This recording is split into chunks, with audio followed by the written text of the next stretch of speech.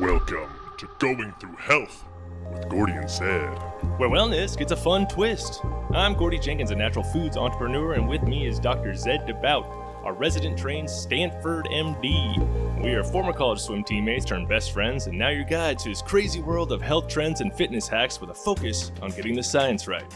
Get ready for a wild ride. This is Going Through Health with Gordy and Zed. Today, Zed and I have a bonus episode for you. First, we announced that we'll be adding a video element to our podcast as well as guest interviews. Okay, just did that. Then we will open up the GTH vault and share some never-before-heard segments, including Pack Your Bags, we're going on a historical safari, before we play the Spot the Fake game of Did I Get Got? As always, we then wrap up with the fast fire questions. Zed, what's up, my man? How are you? Are you ready for this bonus episode? I'm doing well. Super pumped for the bonus episode. So yeah, I thought we'd start out with just a couple announcements before we dig into the first segment. But basically, let me stop you for a second. Okay, I think I have an announcement for you. I want to hear it. Right out the gates, if you remember correctly, or remember at all, in the body odor episode, we discussed, a fan engagement game to get some participation going. If whoever emailed us the word Androstadianone would get a shout out. Would get a shout out in a future episode. Well, the time is now, and it is. I'm excited to announce the winner. We have a winner as of about 30 minutes before this recording. It is. Let's see here. What's the name on it? It is me, Gordy Jenkins. Hell yeah! Oh yeah. I am the winner. I thought about it, Zed. I had a few weeks, believe it or not. The emails weren't really pouring in, but, I was like, hey, we're about to record. I'm about to talk to Zed. I'm going to throw out an email. Maybe I'll win this thing. And lucky us, Zed, nobody emailed except for me. So what do you have for me? Can I get a shout out? Hell yeah. So I would like to dedicate this episode to my co-host.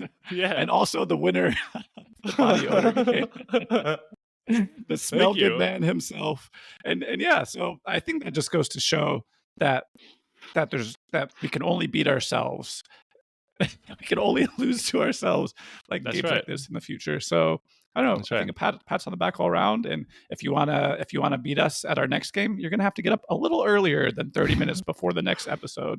Yeah, exactly. It's okay. Maybe nobody knew how to spell it. I don't know.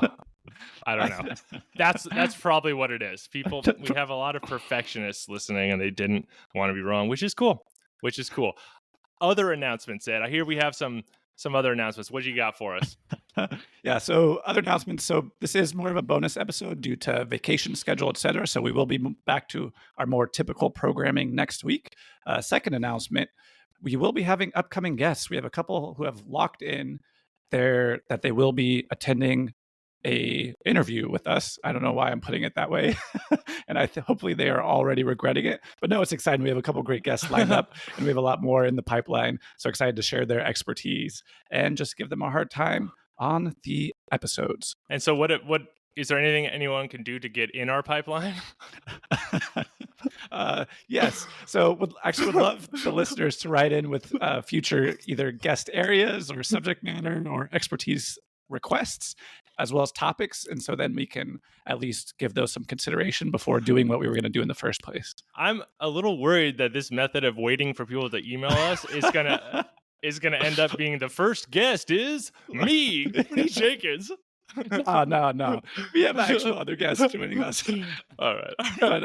But yeah, I may send some in just in case we don't get the response that we usually do. That's fair. That is fair. And as for the video thing, that is cool. I'm excited to have to focus a little bit more and really, think about what shirt I wear. So this is going to be exciting for all of us. Did I mention the video thing, or are you jumping ahead in our document? I don't know. I mentioned it up top, so I will say. But hey, guys, video, it's a thing. Excited to announce.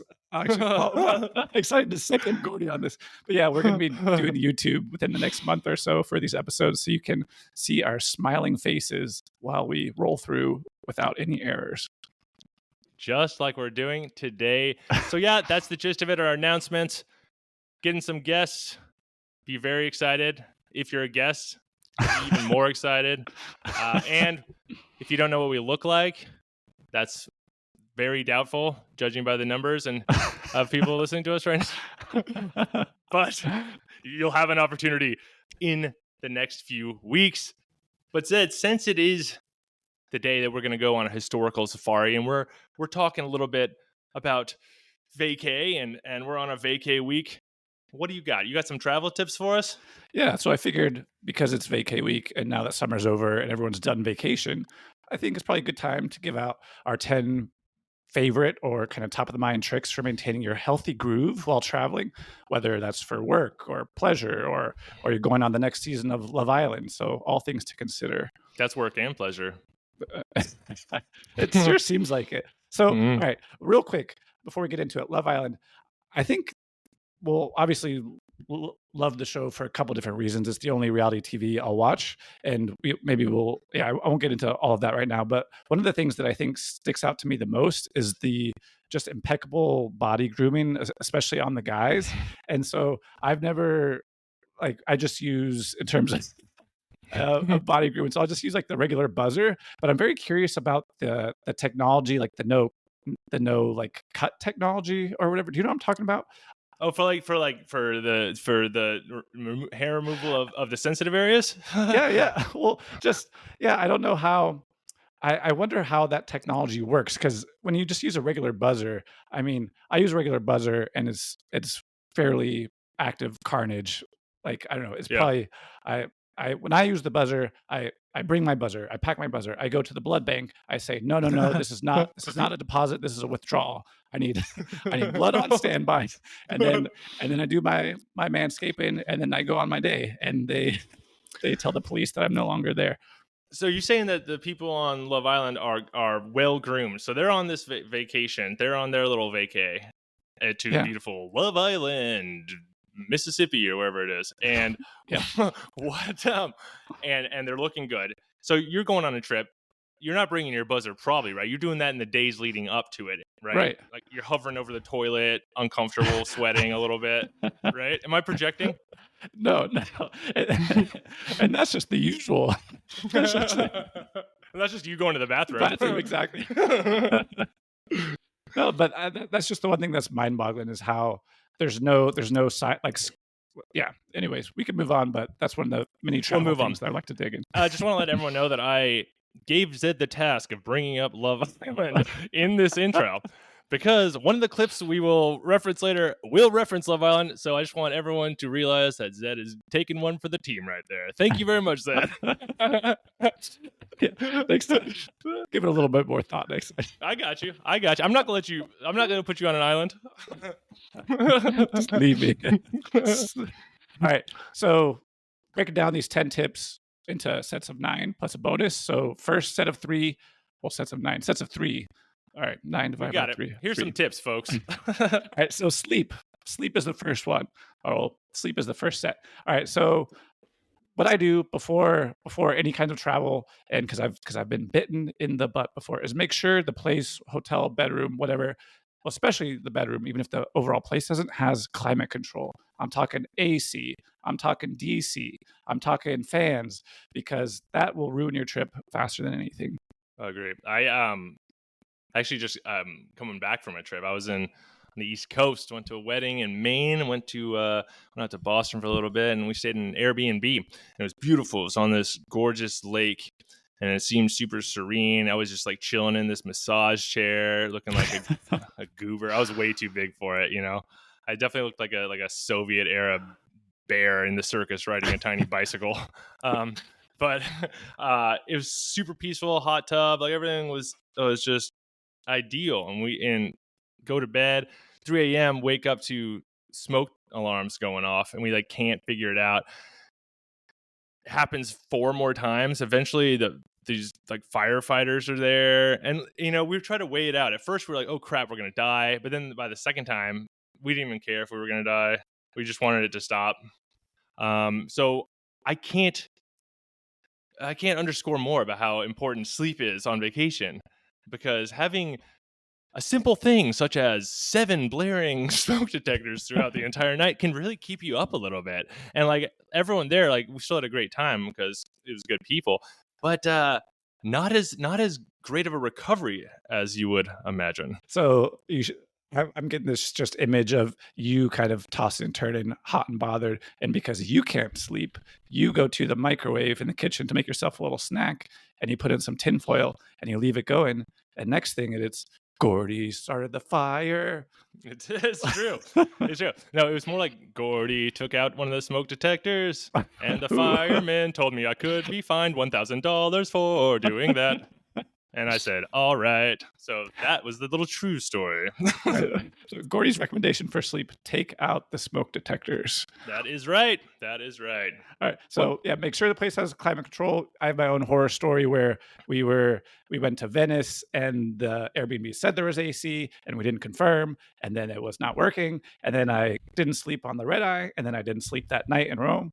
And then we got to Venice. My then girlfriend, now wife's, spoiler alert, favorite city in the world, and she had this really romantic idea in her head of how it was going to be, and I was so exhausted that I think my eyes just had this really dead, not having a good time look, even though I was trying to smile to show her I was having a good time, but it did not go so well. But that's all water under the bridge, or water over the bridge now, since Venice is sinking. Oh, that is water in the canals, huh? All right. So that's climate control. Second, for sleep, accoutrement. So you often can't control your local sleeping conditions. It's not like you're having the fixer person come in and install blackout curtains or noise canceling walls, I assume are a thing. Oh yeah, why not?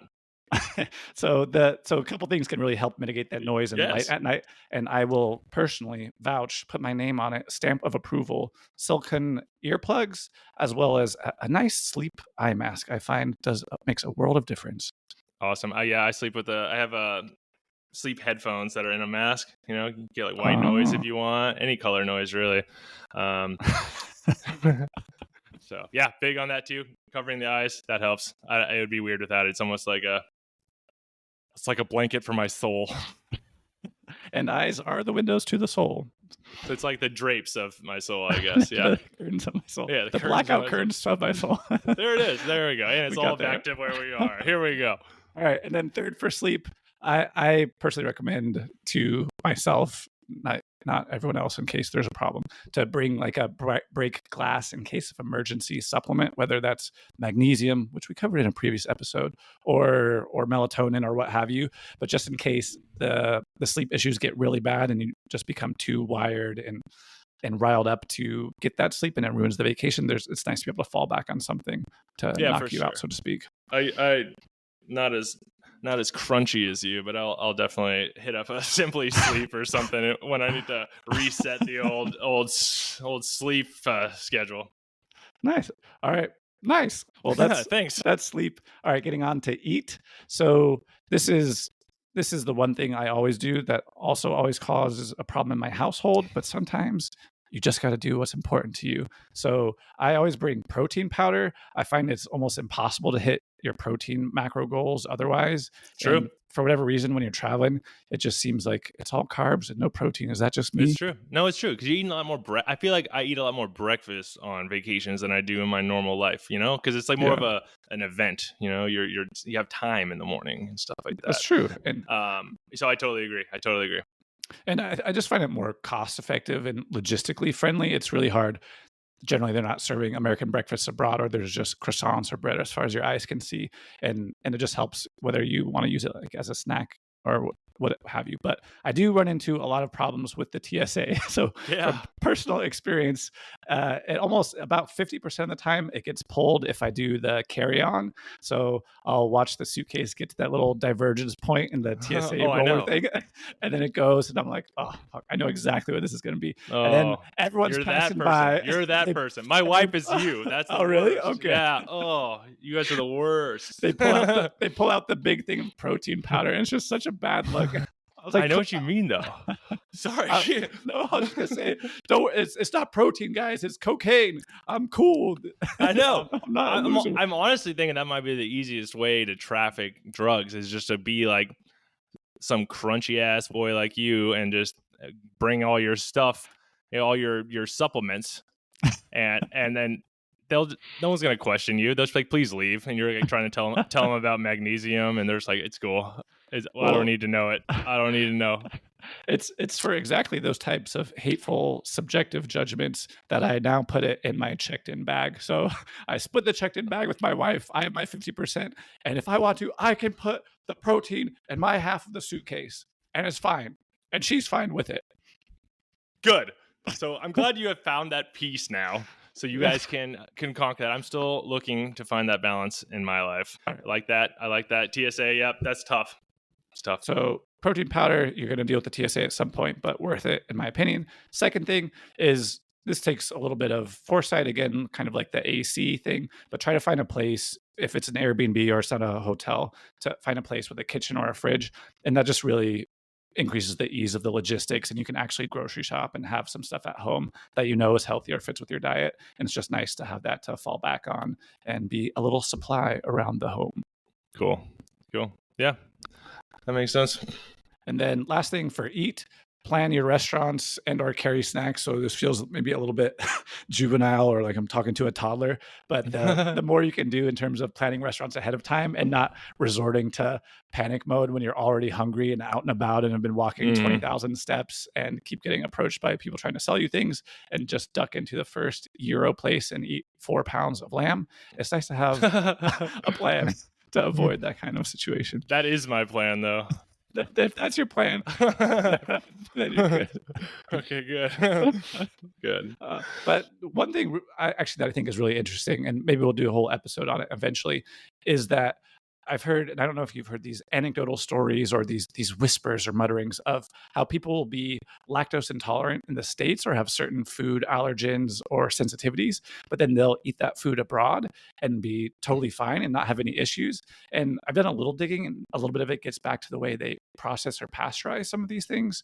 There are chemicals and other processing implications that don't end up on the ingredients lists of foods here in the States and in Europe as well. But there's this kind of black box of how all of these things are processed and wrapped up and packaged that influence the kind of ingredients inside. So yeah, people will be like not hurling, but they'll have issues in the States, but they'll eat like a ton of cheesy pasta in Italy and be totally fine, which is kind of wild.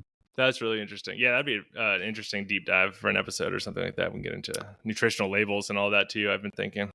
Sweet. All right. So yeah, so protein powder, find a place with a kitchen, fridge, and plan your restaurants, carry snacks. All right. So that's sleep, eat, and then compete, because I was trying to find a thing for exercise that rhymed with eat. But first, I like that. But first thing, and I think we're on the same page here, is bringing TheraBands with you. Yeah, I do that. I bring those exercise bands using PT or whatever. I don't know. I don't know. Is TheraBand like a trademark? I don't even know. That's a good point. But those bendy bands, I like those. You can really do a lot with them, though. I mean, as a young man and as like a teenager, I hated them because they were like they're so boring. They really are just like, it feels like you're working the nuances of your muscles rather than like getting big and strong, looking all jacked. But it feels so good. Like you feel like a very solid base, and you can really engage the bigger muscles. There's tons of things you can do with them. I did actually a band workout this morning, and it's a part of my regular routine now, seriously, and I like it. It feels good. I feel like just very supported in my muscles. Bend it, pull it, stretch it, bop it. And I think it's because generally you can get away with, you don't need anything for a lot of the push style workouts in terms of like push-ups or shoulders or squats. A lot of that you can do with body weight, but for any of the pull kind of stuff, you need some kind of resistance. So that's where the bands come in, and they're super easy and low profile to pack. So yeah, totally agree. Find those really helpful.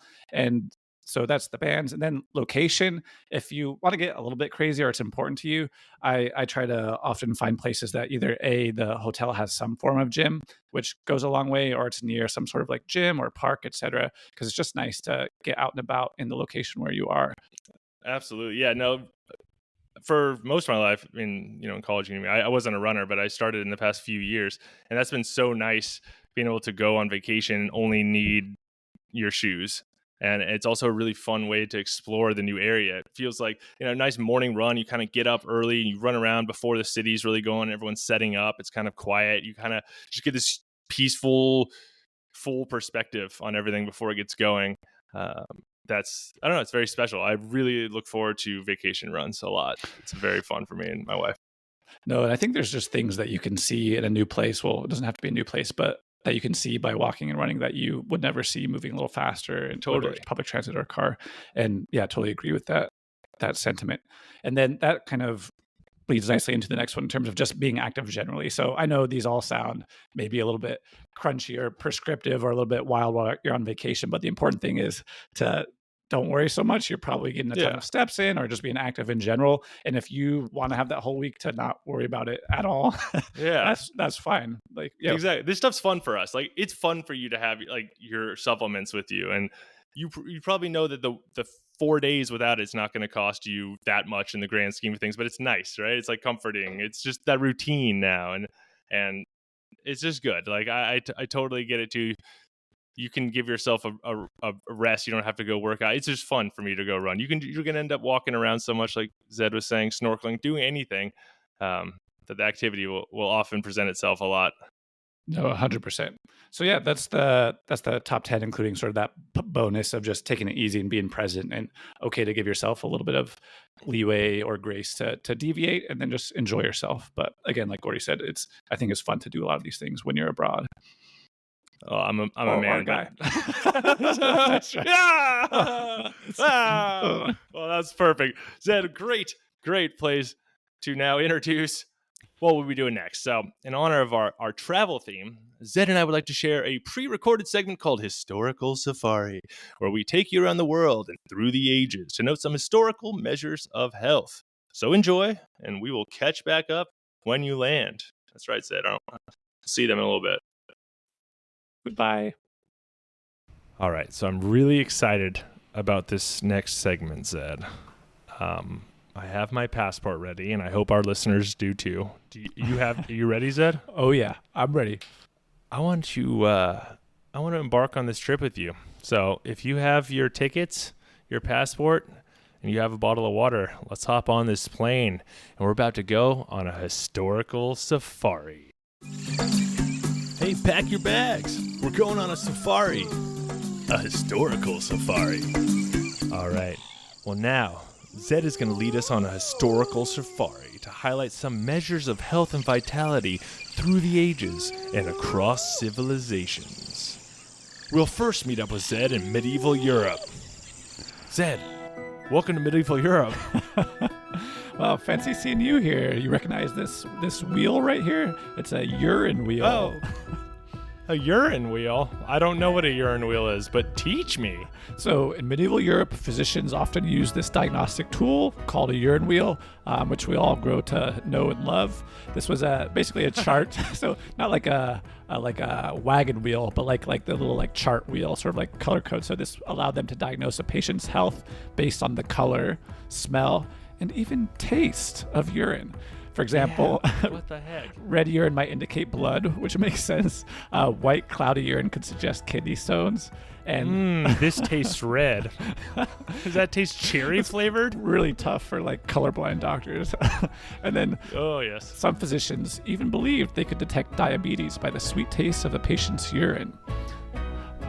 So my biology teacher told me that. My bio teacher, I don't have a current bio teacher, but one of my bio teachers was all about, he wanted us to drink our pee so much. I didn't try my urine, but I offered it. But stay sweet. So do you think would he be cool here in this medieval tavern that we're in? Oh, he would be cool.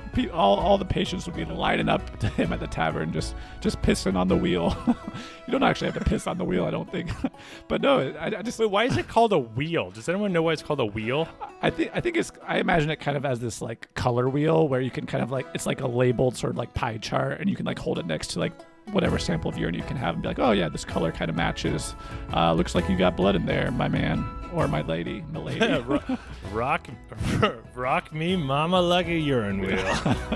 But interestingly enough, so diabetes, what we think of as diabetes. So modern day diabetes, like the whole term is actually called diabetes mellitus. So that's taken from the Greek word diabetes, meaning siphon, and then or like to pass through, and then the Latin word mellitus, through, and Latin word mellitus, which means sweet. So if you can think about if you're diabetic and you're not metabolizing sugar well, or you have high blood glucose, that can then pass into the urine. So that's sort of the connection there. If you have super high blood sugar, the corollary could work out as symptomology being like sweet urine. How do you spell it? Is it mellitus, like melodus? You couldn't be further from the truth. It's oh my gosh, mellitus, mellitus. So I feel like this could be completely wrong, so I'll edit this out. But I feel like that melly means honey, so it makes sweet, like mellifluous, or those exact kind same of root adjectives word that describe honey like. So I could totally see that being there. That's cool. That's cool. And then there's one other form of diabetes.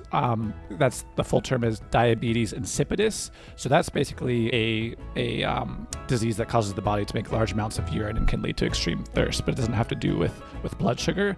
But so that diabetes insipidus comes from Latin insipidus, sort of tasteless. So where insipidus is the opposite of sipidus, and sipidus is like tasty or to have taste. So you can think about that as being non-tasty urine. So you have your tasty urine versus not tasty. I wonder if taking a sip of something comes from sipidus. Oh, a little sipidus cup. I mean, it probably doesn't, but I'm a hoe for etymology. I can just see so you can picture your medieval physician now just swirling your urine in a wine glass, being like, oh, a little sweet for my taste. I prefer a drier vintage, actually. Or and what kind of doctor would be good at that? Could you were there these normal doctors? Is there any could you do that now? Is there anyone you would think that could do that? I don't know. Is that like something they train you? Not as much as you would think. I'm not much of like a super taster. Like nothing against urine. I suppose if I worked hard at it, I could get good at it. Zed, I think I just heard the cry of an African sacred ibis. Let's go over to ancient Egypt and check it out. All right, so ancient Egypt medical testing. So there are actually mummy colonoscopies, which is exactly what it sounds like. So that can't be real.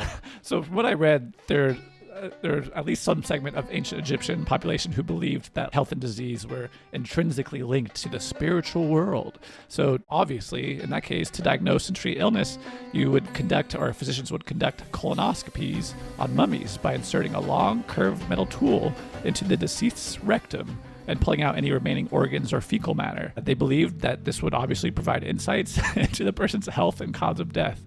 So if they weren't already dead, this was usually the cause of death. So hopefully they're pretty sure beforehand. I'm glad I don't have a heart rate monitor on me right now while you're talking about colonoscopies on mummies by inserting a long curved metal tool into their deceased rectums or recta. But well, that's cool. Zed, I really don't want to be in Egypt anymore. You want to head east with me? How does China sound? Yeah. China. Yeah. How does China sound? Yeah, hold on. Let me grab my let's go tool and let's go. Oh, no, don't bring that. Don't bring that. All right, fine.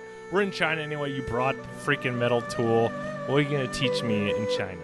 So there is this practice called pulse diagnosis. So this actually currently exists in some Eastern medicine practices. So traditional Chinese medicine has this method of diagnosis, pulse diagnosis, where the physician kind of feels your pulse at 3 points on your wrist, on each wrist, and then they make a diagnosis based on your pulse's rhythm, the kind of strength of the pulse, the amplitude, and then the quality. So not quite sure what quality means in this case, but again, as I mentioned, while this method is still in use today, the interpretation, not a ton of like details in the literature, and apparently it's more of a complex art form than a science, which makes sense.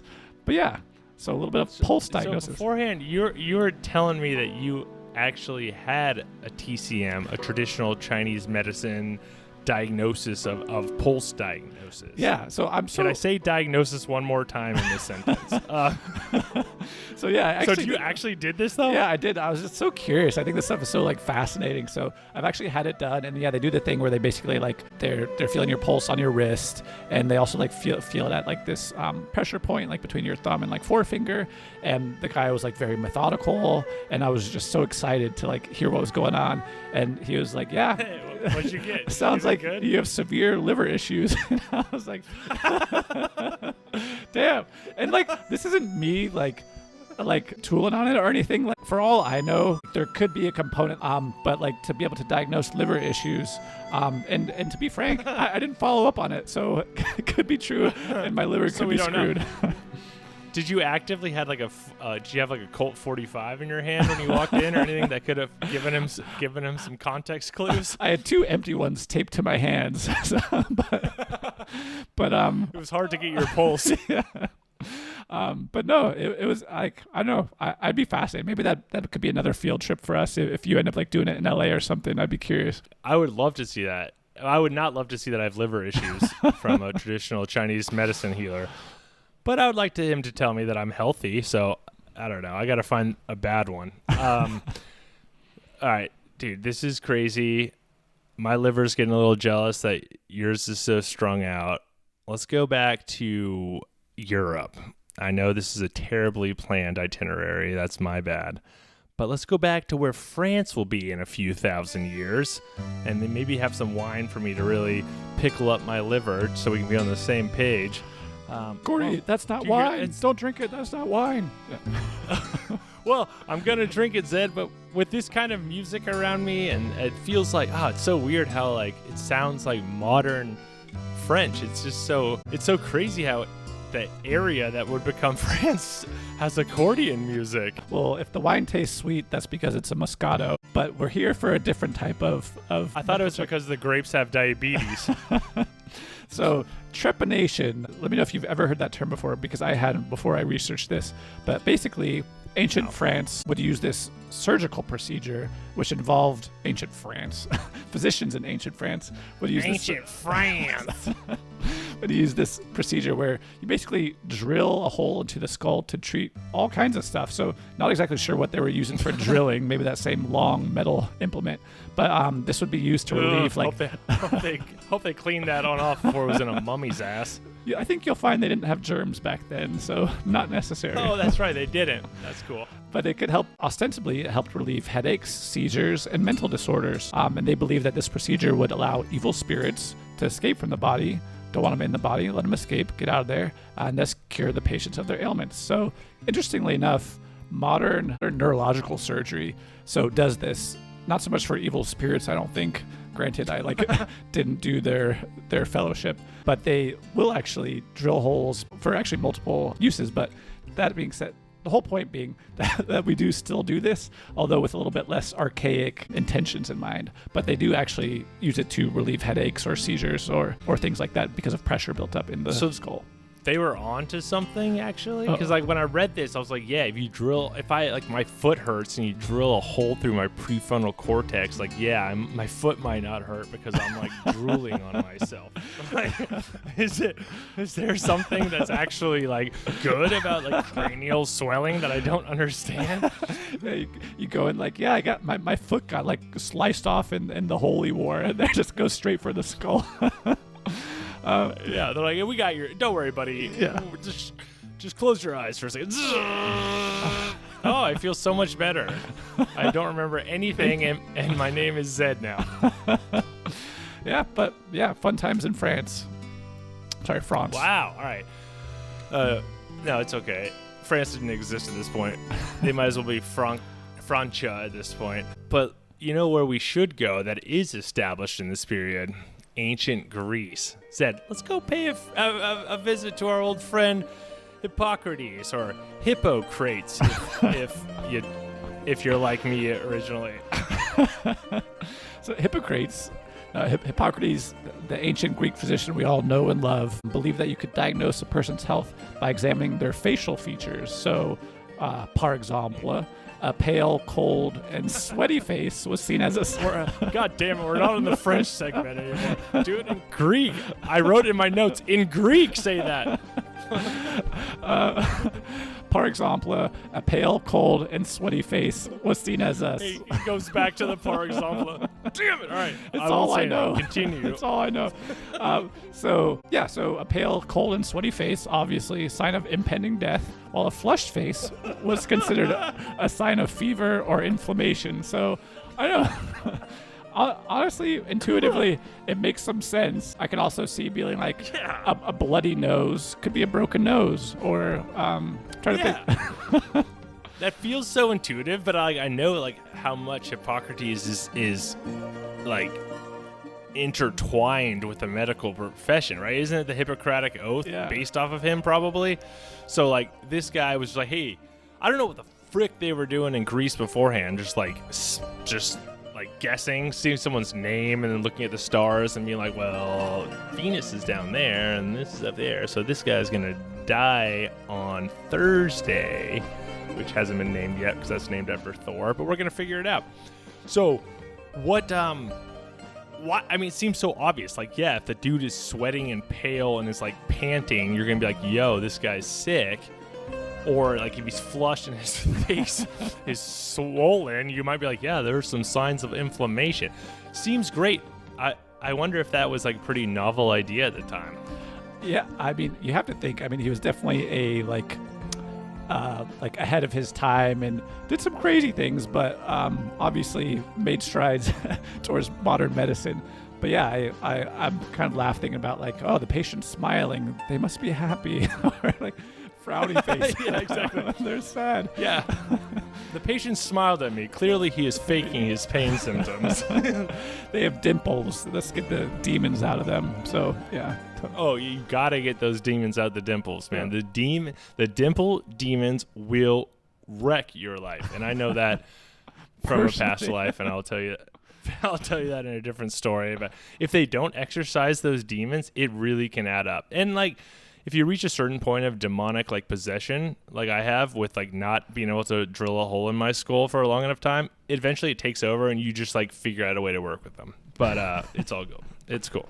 Well, I think we'll cover another way to let those demons out once we get back from this trip. But dude, I am so jet lagged at this point. This trip has been ridiculous in terms of itinerizing, and that is a lot of my fault.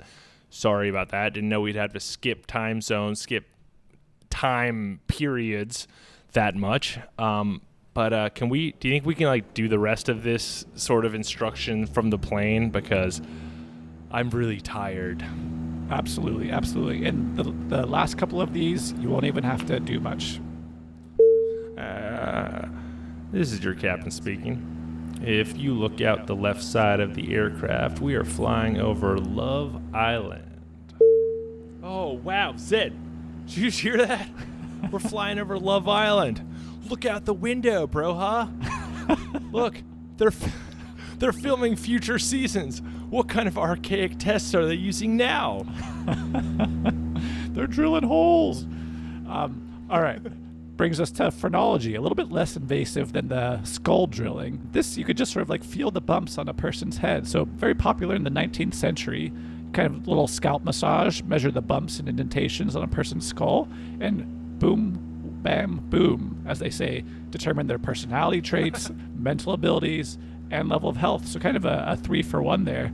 And then, so in the way the science broke down, each area of the skull was believed to correspond to a different character trait or organ function. Yeah, that's an interesting one, because it almost sounds like they're onto something, knowing that like the physical structure of your brain does influence some things, but not in the way they would be able to measure at that time. Like, you know, how thin are the gaps between different parts of your brain, which I've heard influence some sort of creative thought and intelligent thought and things like that. So they had some idea that the brain was special and different parts of the brain worked, but they were also just like feeling it for bumps, which like not feeling your brain, right? They were feeling your skull. Exactly. Like while you were sitting there and being like, yo, you got a bump in your head. Yeah. I think you bumped they were your trying. head. Yeah. So in phrenology, and this is just something I had in my notes because it totally confused me, because I've known of friendology, where I meet my friends by feeling their bumps on their heads and seeing if it like is conducive to a friendship. But this is interesting. This is phrenology, phrenology. All right, so that's what they're doing. Yep, and both equally efficacious.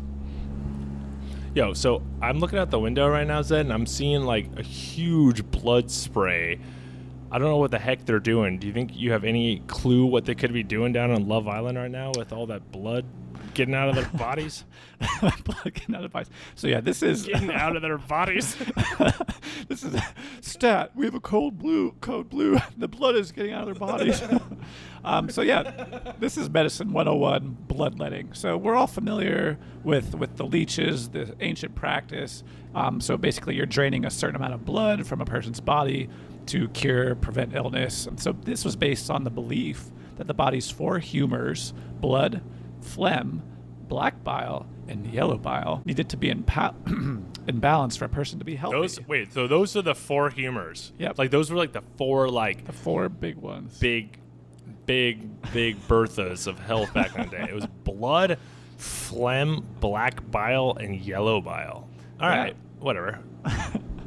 And you don't want those out of balance. And so bloodletting was the way to restore this balance, which is honestly kind of confusing. So why did they always assume there was like excess blood? Like, bro, you can hear how stuffed up I am. I'm literally like blowing my nose. I'm super phlegmy. Take this phlegm, not my blood. Yeah, it does seem weird that blood is like the dilution factor that they concentrate on. Yeah. But hey, science was fun back then. And this may have been influenced by big vampire corporations back in the day, kind of leaning on. Yeah. Transylvania just really cracking the whip on everyone. That medieval powerhouse, Transylvania. My gosh, look, we're through the clouds a little bit and I can see the stars. Zed, why are all the people on Love Island looking up at the stars right now? So I got another Middle Ages banger for you. So these doctors were all over the place, and mostly all of them extremely correct. So this practice, astrological diagnosis, physicians would consult the stars and planets to diagnose illnesses. So obviously, each zodiac sign governed a particular part of the body, and obviously, and therefore, too, wherewith the positions of the celestial bodies at the time of a person's birth could influence their health. Huh. And how do you see that happening? So how does that work? All right, here's how it works. You stub your toe. You go to the doctor. The doctor's like, it looks like cancer. And you panic. And they're like, no, sorry. That's just the celestial body position, not your diagnosis. What is your birth date? And then you tell them your birth date. And they're like, oh, God, bad news. It is cancer. We're going to have to remove the upper half of your body. So it sucks to be born in July with this sort of diagnostic system. You fool. So yeah, then they do an upper body ectomy. Yeah, so I would recommend not seeing your doctor in the Middle Ages. All right, well, luckily we're not there. We're just on a safe, nice Boeing propeller plane.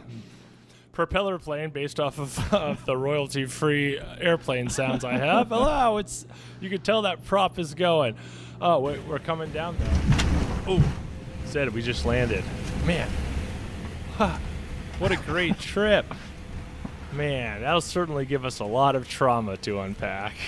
Man, thank you for showing me the world. Yeah, I need a vacation from my vacation after that. Yeah, that was stressful. I'm not going to be able to get my 7 hours of sleep thinking about mummies getting proctology weird. I don't know the word. Sorry, I'm not an ancient Egyptian, but I'm sure it sounded really smart when they were probing mummies. Oh, that's yeah. The joys of medical tourism. God, imagine the smell of a mummy rectal stick, whatever the heck they called it.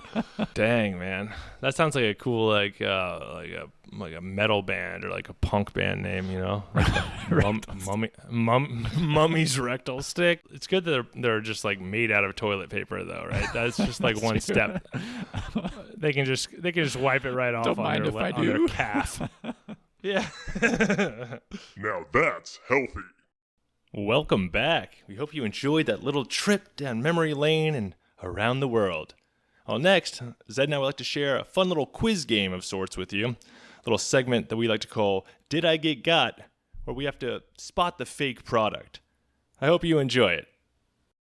Well, did I get got? Well, Zed, now it's time for a new segment, Did I Get Got? Where Zed and I will see if we can trick one another. We will introduce one real product or company or whatever, and one fake product, whatever, and see if we can identify the correct one. Did I successfully spot the fake, or did I get got? Well, did I get got? Get got. There's the bumper. All right, Zed.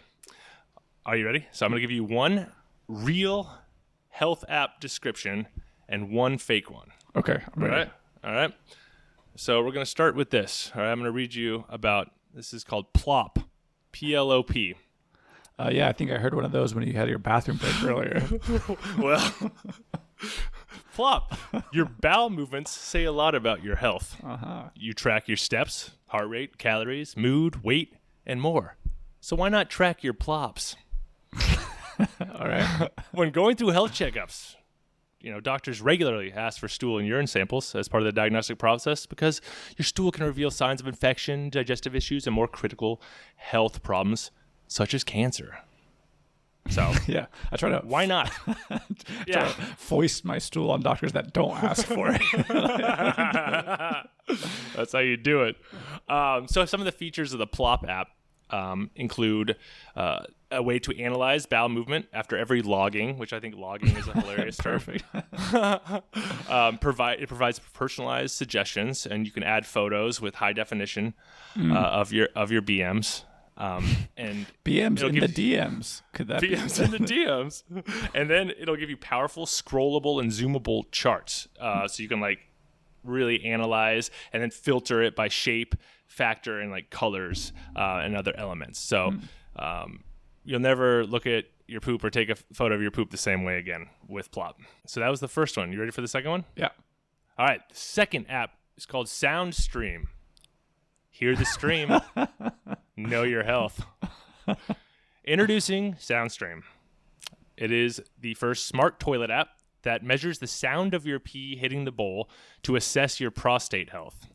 This innovative app turns your bathroom into a cutting-edge health diagnostic center, providing real-time insights with a splash of humor.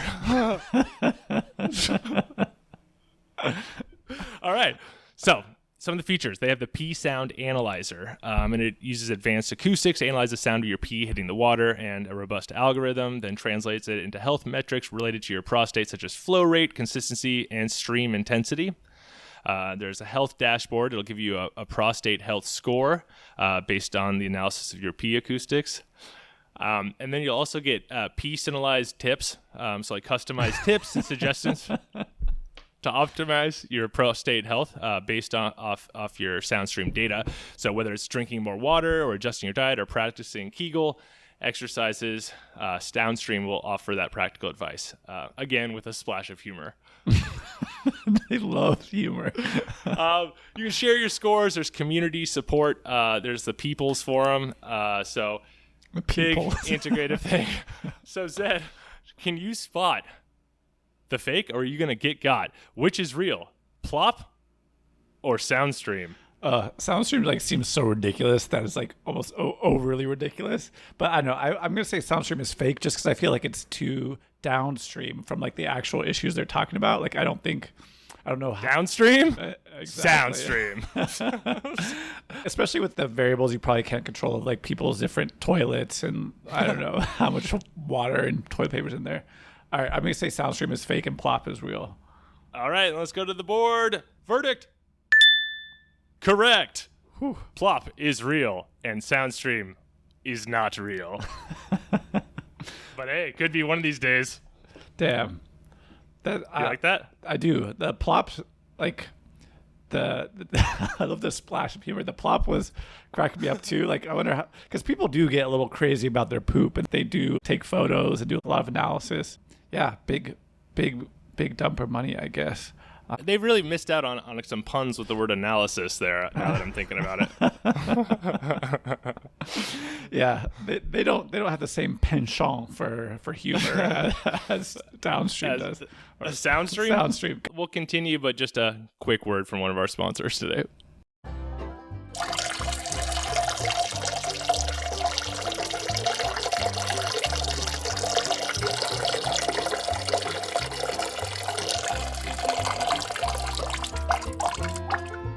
Your prostate does not sound like it has cancer today. Cool. Thanks, Soundstream.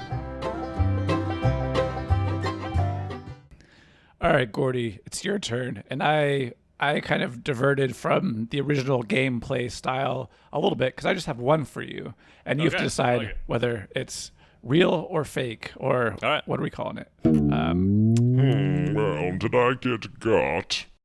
If you're gonna See if I get got. If you're gonna get got, or not get got, Or not. or not get got. All right. So, illuminant surgical. We let surgeons project X-rays directly on the patient's skin. So I'm just going to give you a little bit of a breakdown. So basically, a hybrid of mixed reality where surgeons can project certain images, etc., on their patients' bodies for during Dias de los Muertes? For the skeleton. All right. So I'm imagining it's called what? Illuminated.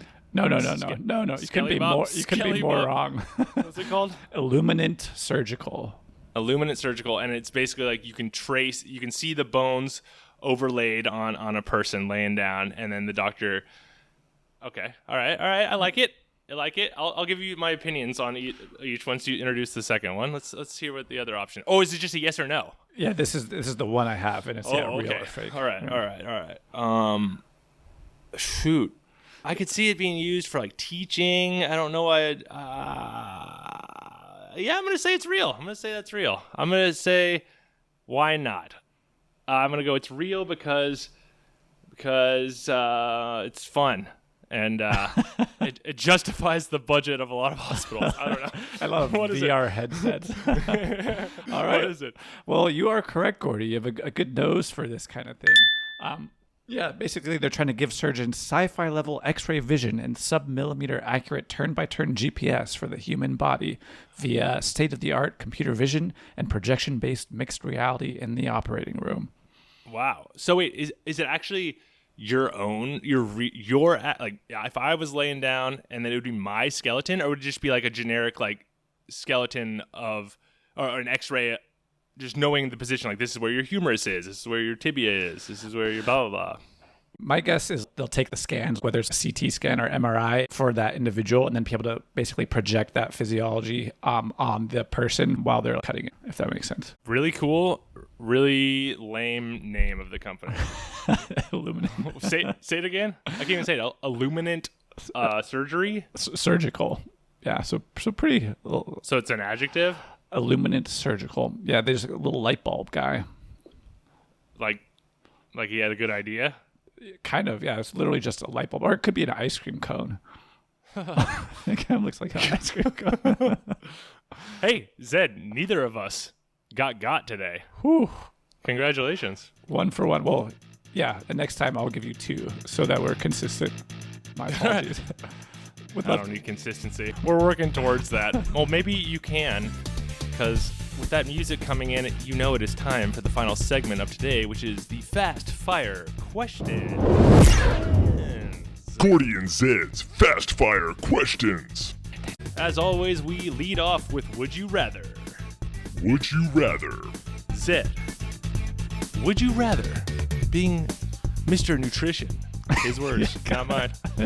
Making me feel bad for eating healthy. Mr. Healthy over here. Mr. I'm better than you. Would you rather take a daily pill, a daily pill that contains 100% of your nutritional needs, but then you can't eat food? Or would you rather eat food, but still have to work to try to get all of your nutritional needs met? And like, assume this magic pill is like just as healthy as eating whole foods and stuff. So there's no like difference in how what it would be from a perfect diet. Yeah, sue me for wanting to be healthy. I'm the crazy one for wanting to feel like just really hung up on. So I was thinking about this, and I think I feel like it's a little bit of a cop-out answer, but I think I'm gonna have to go with I would still want to eat the food. I mean, it would be so easy. You just take the pill and boom, problem solved for the day. You can do whatever. But I think that's the thing you really need to consider. Like, do whatever. What are you even gonna do? I used to do these 3-day fasts, and I was so bored. Like, eating takes up so much of your time, and it's kind of like fun, like doing the planning and eating, and like so many of our social experiences are all built around eating. Like, what if we go out to dinner and I'm just like have to sit there while you're stuffing your face with processed food? Like, how's that gonna make me feel? I assume you would just sit there if we went out to dinner. Bring a Tupperware of lentil or whatever. All right, that's shocking. Actually, you just shocked me. I didn't expect that. I'm supposed to be shocked. A ton of retorts ready, and you just put me back on my heels. Well, good for you, man. You sound a lot more normal than you look. Yeah, well, enjoy life on your heels, buddy. No, I like your answer too, though. It's a good answer, because I was thinking like it'd be like if you could go through life and never make a mistake again. Sorry if you can hear that. My litter box, the cat's litter box, is going. It's an automatic one. He heard about plop. Yeah, I guess so. Got him going. But so I thought, it's like if you go through life without ever making another mistake again, it'd be like, yeah, but then you have like some nice little joy in the little mishaps of life, and you don't need to always. Maybe perfection isn't the goal, and you just drive yourself crazy. So I don't know. All right, Zed. The next question: would it kill me? Would it kill me? Zed, would it kill me if I injected myself with a huge amount of testosterone? Like, I don't really know the dosages, but just like a lot of it. I don't know. Can I die from acute testosterone poisoning? Well, it'd probably be like the first testosterone your body ever experienced. So, and that's for whatever the other thing was. God damn it. Well, yeah, if you injected yourself directly in your heart, you're gonna die. In your brain, yeah, I bet you would die. But no, but a lot of these are like that they have in the literature are all like longer term stuff, increased risk of heart disease, like elevated blood pressure, like cholesterol changes. But like none of that's like acute. But I think if you're truly administering like a massive amount, you're gonna have some issue. Like the liver's gonna help metabolize the drug, so you could have like liver breakdown or failure. Maybe you have insane acute aggression and irrationality. Maybe super rapid male pattern baldness. Yeah. Yeah, that's what I'm wondering. Yeah. That's what I'm wondering. Will I do all that? Only one way to find out, baby. Yeah. All right. Well, fair enough. I guess so we're putting that one in the it depends category? Yeah. To TBD. All right. We'll do a different episode on that one. Well, now, Zed, it is time for the final fast fire question. The one that is not a question. Shock the doc. Shock the doc. Where I say something that is shocking to a normal medical professional. Zed, I was reading about chess players, and what I read shocked me. Zed. And what it was that there was this event. It's the World Chess Armageddon Championship Series 2023. Are you saying chess or chest? Chess, like pawns and like queens. Gotcha. All right. So they measured the heartbeat. Heartbeat was measured of these participants in this World Chess Armageddon Championship. I don't know why they have to add Armageddon in there, but whatever makes them feel badass. Anyway, so during the games, 6 out of the 8 players had a heart rate of more than 160 beats per minute. Jeez. Like, which is equal to that of I ran a 5K last week, and I'd be like, midway through a 5K, like huffing and puffing. And this is while they're just sitting at the board. Yeah, and they were just sitting there, and that's like towards the end of the game, and so they were seeing all these giant effects, including like HRV drops and stuff like that. And I know we've talked about this in the past of just how the nervous system influences all that. I just thought that was fascinating how fight or flight and how much adrenaline is in these chess players. Yeah, that's wild. Maybe it makes sense after a back day to do a chess day. Huh? What about that? A little extra. There we go. That was good. Still don't know why you're saying chess or chest, but especially no Chess. That's wild. That must happen in like other similar sort of like.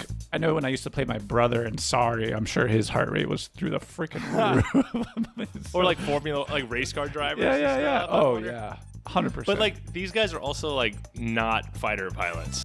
If I would say any group of person might have a 160 heart rate playing a board game, I'd probably, no offense to the World Chess Armageddon Championship Series participants in 2023, but I don't know. It kind of means like, I don't know, just like breathe. And I don't know, maybe they're just getting this like intense visualization of all the future like possible permutations of the game, like the beautiful mind sort of like onslaught of calculations. Yeah, them like, out. Could that be it? I know there's got to be that, or like the pieces are really heavy, or their feet are like just under the table kicking at like just kicking 1,000 RPM. Yeah. So yeah, hope you consider yourself shocked. I am. Because that shocked me. No. We have a special fourth question today. Zed, in honor of the NFL season kicking off, we have, what is your Super Bowl prediction? What is your Super Bowl prediction? Okay, Zed, this question, not going to get a lot of return on that bumper I recorded. Probably not going to be a recurring segment. Every week, every day, I ask you your Super Bowl prediction. All right, update it. But for this week, or for this year, Zed, what is your Super Bowl prediction? Right, I think you're gonna like one of these teams All a right. lot. All right. So one of them, I just think Kansas City Chiefs. Full disclosure, I saw them play last night. Not their prettiest game, but they have, I don't know, it's hands down one of the best defenses, and the offense looks like it's even a couple steps above where it was last year, even with this first game. So they're in. And the other team I have in there, Gordy, care to take? I'll give you two guesses. I'm gonna say, being a Pacific Northwestern man, I'm gonna go with the Seahawks. Is that right? Well, what's your second guess? My second guess would be, I'm gonna say the Packers. Honestly, it was between those two, and just to give a little bit more of a dark horse thing, because I think a lot of people have the Packers. I'm gonna say Seahawks. And are you in a betting state? Can you put $100 on that for me? No, I can't. All right. Well, if you're a listener, and you weren't able to write in how to, yeah, they're definitely gonna place bets for us, but they can't even fucking email us. just coming at it. Yeah, just like mad at them. Yeah, but I genuinely think the Seahawks are going to surprise a lot of people this year, and I have a sneaky feeling that they're going to make it far into the playoffs. And I don't know. Hope springs eternal, and so yeah, that's going to be my pick, and I'm going to have the Chiefs winning because of the quarterback. All right, surprise. All right, I like that. I'm going to go with a boring, quick answer. I'm going to go with Chiefs 49ers in the third rematch, and I'm going to go Chiefs win for the third time in a row. Interesting. Kind of a homer pick, but also the smart pick. If you have any predictions, feel free to drop them on our Instagram or email. Yeah, or, just anything. If you want to just say hi, throw us an email. No, but in all seriousness, we're getting a lot of like super nice texts from people that have listened to the podcast, and all these people. It's just really humbling and super nice. So honestly, thank you very much, everyone, for listening to this, and we really appreciate it more than you know. These early days, it's wild and woolly, so you guys are going to look really cool when this thing takes off. So thanks for checking it out, and hopefully it'll be a little less woolly once we can figure out the body hairscaping thing. I feel like you were very confident you were ready for it this time, but I don't think you were. But thanks for listening to Going Through Health with Gordy and Zed. Listen each week on Spotify or Apple Podcasts. New episodes available early Monday morning. Video coming soon. Stay tuned to our Instagram for that announcement, and we'll get that popping. Follow us on Spotify. Give us 5 stars or whatever's the most. Is that still the most? That is 5 stars the most? Still the most. All right. Good. And please keep those petitions for 6 stars going at Going Through Health Podcast on Instagram. Follow us. There's some good content on that thing, if I do say so myself. Any questions? Email us at that doesn't matter. You're not going to email us. And we'll try to email them. Have a great day, everyone. Peace. Don't mind the way you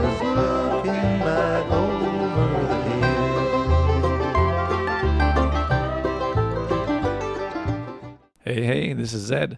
This podcast is intended solely for general informational purposes and does not represent the provision of medical advice or the practice of any professional healthcare services. No clinician-patient relationship is formed. Nice try. And the use of the information provided or materials linked is at the user's own risk. The content of this podcast is not meant to replace professional medical advice, diagnosis, or treatment. Users should seek medical advice for any health issues they may have and should consult their healthcare providers for any such concerns.